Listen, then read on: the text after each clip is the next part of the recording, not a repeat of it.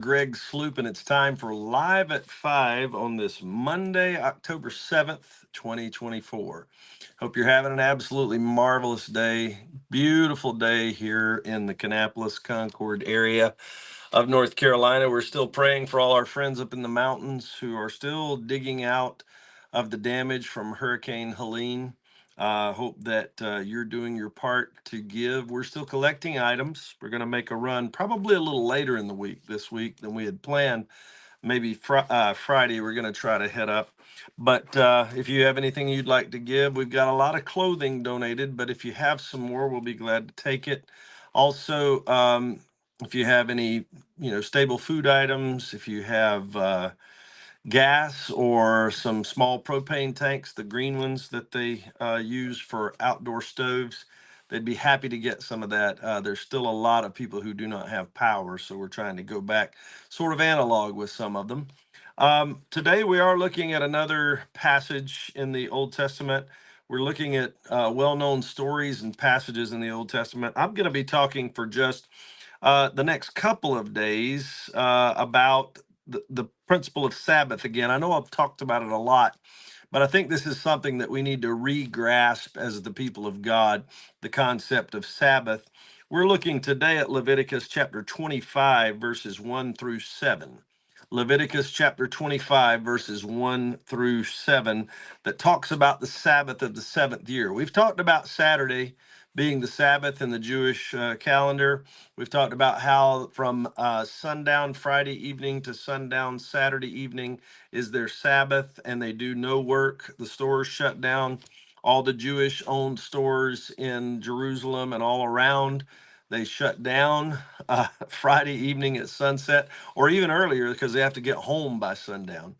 But this is a little different piece of the puzzle. Not only do they have the Sabbath on a weekly basis, but they also have a Sabbath of the seventh year. Let's see what it has to say here in Leviticus 25 that can help us out. And the Lord spoke to Moses on Mount Sinai, saying, "Speak to the children of Israel and say to them, when you come into the land which I give you, then the land shall keep a Sabbath to the Lord. 6 years you shall sow your field, and 6 years you shall prune your vineyard and gather its fruit. 6 years you get what you can out of the land. But in the seventh year, there shall be a Sabbath of solemn rest for the land, a Sabbath to the Lord. You shall neither sow your field nor prune your vineyard. What grows of its own accord in your harvest, you shall not reap, nor gather the grapes of your untended vine, for it is a year of rest for the land." This is kind of a strange concept for us. In America, we want to get everything we can out of whatever we have as often as we can. And if somebody said, don't sow your fields in the seventh year, the farmers would say, then we won't make any money and we'll all starve.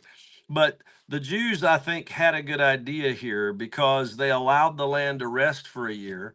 And then they could come back and plow it the next year, and it would probably be more productive. There is a principle at work here of letting the land rest. There are people that they sow their crops most years, but a year or two or three or five or however often they do it, they'll sow something that gives back to the land. They'll sow soybeans and then they'll plow them under so that there is rich ingredients in the ground for the next year when they plant corn or they plant wheat or they plant some other cash crop. So I think the premise is sound. Verse 6, it goes on to say, "And the Sabbath produce of the land shall be food for you, your male and female servants, your hired man, and the stranger who dwells with you. For your livestock and the beasts that are in your land, all its produce shall be for food." You don't reap, you don't gather the grapes. It's a year of rest for the land, but the Sabbath of the land shall be food for you. The Sabbath produce of the land shall be food for you, your male and female servants, your hired man, the stranger, your livestock, and your beasts.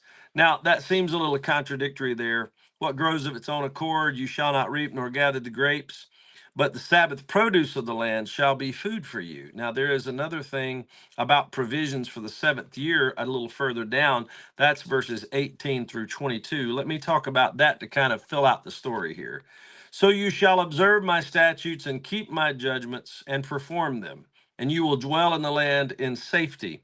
Then the land will yield its fruit, and you will eat your fill and dwell there in safety.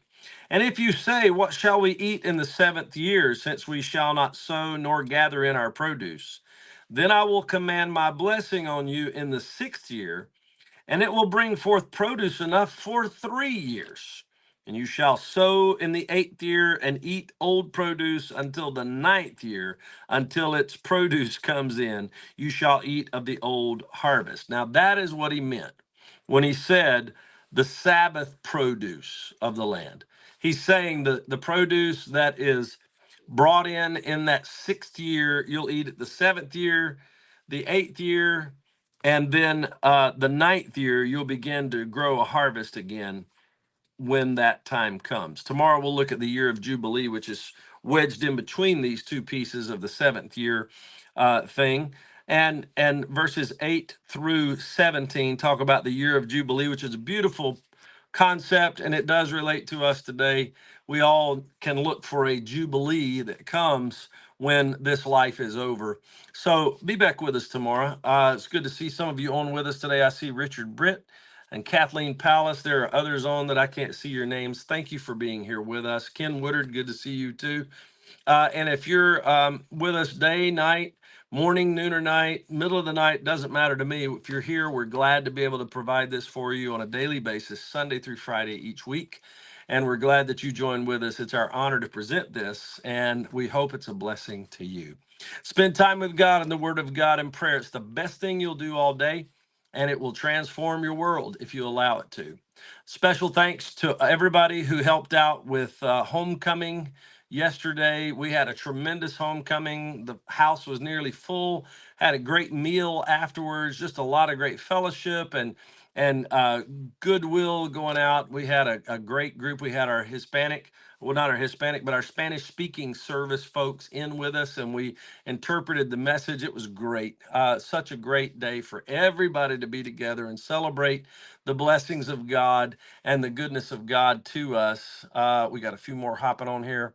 There is Mao Koga. There's Jaritza Pack, Cortex Life. Uh, don't know all of you, but I'm glad you're here, and I thank you for taking the time to watch Live at 5. Please know we're praying.